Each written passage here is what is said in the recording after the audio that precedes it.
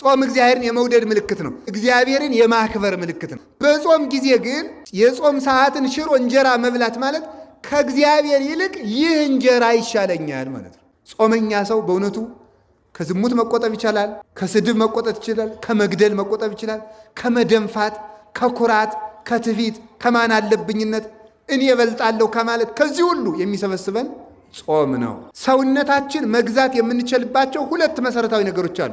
አንደኛው ጾም ነው፣ ሁለተኛው አፍን መግራት ነው።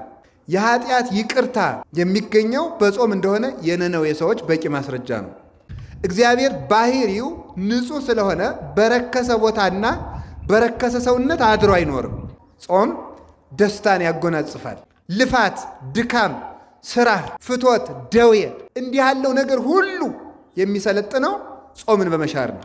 ደዌ ደግሞ የሚርቀው በአንጻሩ ውጣ ውረድ የሚርቀው ምንም የማያተርፉበት ድካም የሚርቀው ትንሽ ሰርቶ ብዙ በረከት ማግኘት የሚመጣው ከጾም የተነሳ ነው። በረከትን ከኛ ጋር አጽንቶ የሚያኖረው ጾም ነው።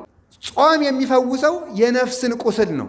ነፍስ ስትፈወስ ደግሞ ስጋ ይፈወሳል። ጌታችን ኢየሱስ ክርስቶስ የታመሙ ሰዎችን ሲፈውስ ምንድን ነበር የሚለው? ጆሮህ ድኗል፣ አፍህ ድኗል፣ ወገብህ ድኗል፣ እግርህ ድኗል ሳይሆን የሚለው ኃጢአትህ ተሰረየችልህ ነበር የሚለው። ኃጢአትህ ተሰረየችልህ የሚለው ለምንድን ነው? ሁልጊዜ ለሚበላ ሰው ወዳጆቹ እሾህ ይሆኑበታል። የተሰማራበት ሜዳ ሁሉ እሾህ ይሆንበታል። ቢያስተዳድር የሚቀበለው የለም፣ የሚገዛለት አያገኙ። ቢያገባ ትዳሩ ይበተንበታል፣ ይናጋል። ቢነግድ ገንዘቡ አይበረክትለትም። ዘመዶቹ ጠላት ይሆናሉ፣ ወዳጆቹ ይክዱታል። ዓለም በሙሉ እሾህ የበላው ደዌ ይሆንበታል። ሀገር ሁሉ ለሱ የማይመች ይሆናል። ሆድ መርከብ ነው። መርከብ ያለ ልክ ሲጫን ተሳፋሪዎቹ እንደሚሰጥሙት ሰው ያለ ልክ ሲበላ በጎ ዕቅድና በጎ ሕሊና ሁሉ ይሰጥማል ማለት። ራስን የመግዛት ምንጭ ጾም ነው። ስንጾም አጋንንት ይርቃሉ፣ ክፉ ሕሊና ይርቃል፣ ፍቶት ይቀነሳል። ጾም በስጋ ሲገራ ሕሊና ለልብ ይገዛል፣ ልብ ደግሞ ለእግዚአብሔር ይገዛል። በጾም እግዚአብሔር መውደዳችን እንገልጣለን። በጾም እግዚአብሔር እናገለግላለን። በጾም ከመቅሰፍት እንድናለን። በጾም ከጠላት እጅ እንድናለን። በጾም በሽታ ይርቅልናል። በጾም በጎ ሕሊና ይሰጠናል።